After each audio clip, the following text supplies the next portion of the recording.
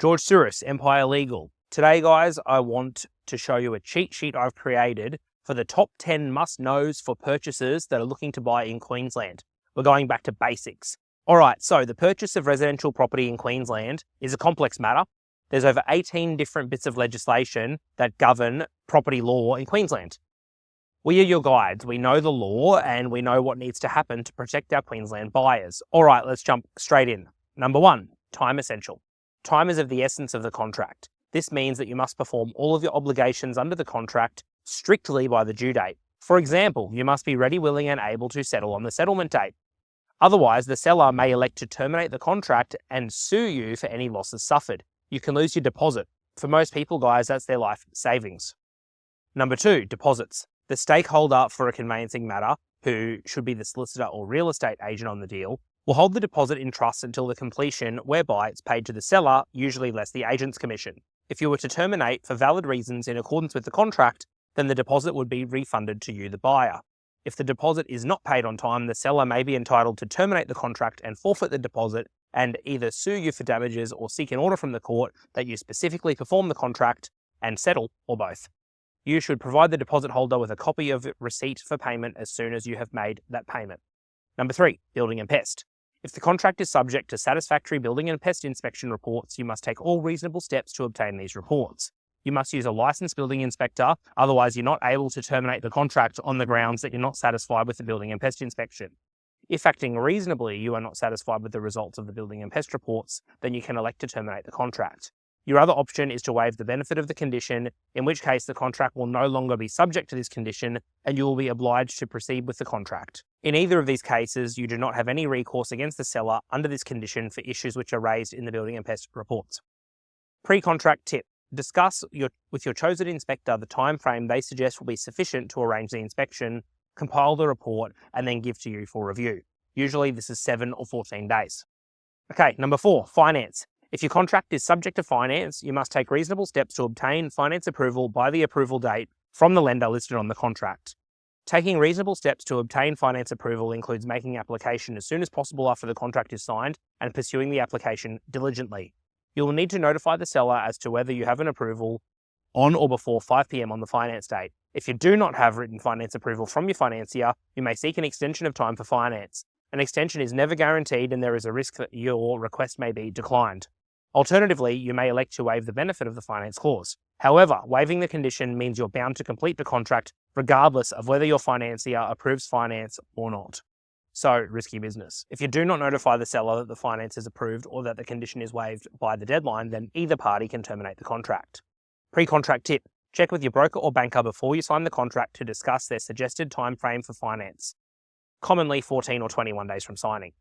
Number 5, cooling off. Unless you've entered into the contract under auction conditions or have waived your cooling off period rights, the contract will be subject to a 5 business day cooling off period in which you may elect to terminate a contract for any reason.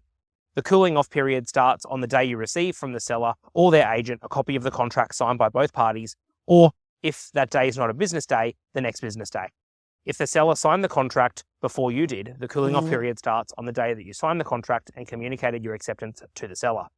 If you are terminating pursuant to the cooling off provisions, the seller may deduct a penalty of 0.25% of the purchase price from the deposit monies you have paid. Number 6, insurance/risk. The property is at your risk from 5 p.m. on the first business day after the contract date. You should obtain adequate insurance to cover yourself as soon as possible. Despite this, the seller has an obligation until settlement to take reasonable steps to look after the property. If the property is damaged between the contract date and the settlement date, e.g. fire or vandalism, you are still required to settle in accordance with the terms of the contract, unless it is destroyed or damaged as to be unfit for occupation.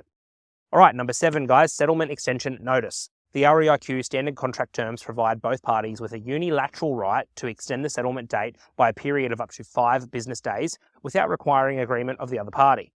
A party that wishes to exercise this right may give notice of the settlement extension at any time up until 4 p.m. on the settlement date. Multiple extension notices can be given, provided the total time does not exceed 5 days from the original date.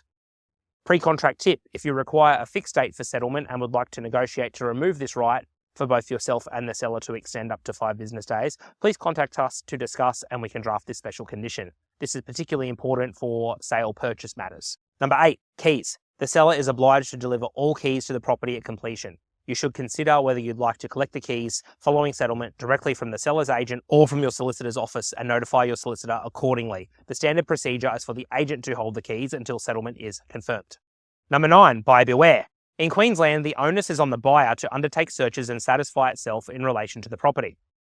There is limited obligation on the seller to tell you about the property or any of its defects or other issues, except for the limited contractual warranties and statutory disclosures.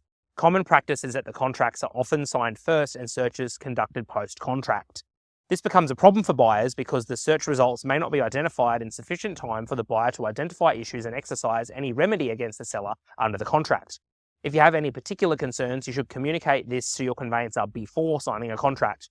For example, there's no rights on a standard contract to terminate for flooding, so you need to check in advance that you are satisfied that the property is not in a flood zone. Alright guys, last one, number 10, smoke alarms. Failure to install compliant smoke alarms is an offence under the Fire and Rescue Services Act of 1990. Under the REIQ standard terms, you're entitled to carry out an inspection for smoke alarms installed in the property, and if the seller has not complied with its requirements to install compliant smoke alarms in the property by the settlement date, you're entitled to an adjustment at settlement to the equivalent of 0.15% of the purchase price. So, on $1 million property, that's $1,500 as an adjustment in your favour, if it's found that they're not compliant.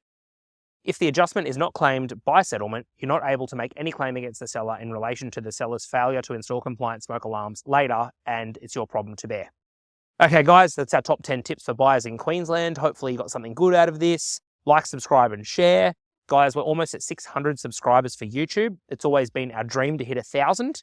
We're more than halfway there. So if you've ever got any value from our free content that we've put out there, please do just hit the subscribe button. Takes you 2 seconds, helps us reach more people. Thanks guys, see you next week. Ladies and gentlemen, please keep in mind that all advice is general in nature and does not constitute legal advice. This is authorised by George Souris Empire Legal, Gold Coast, Queensland, Australia.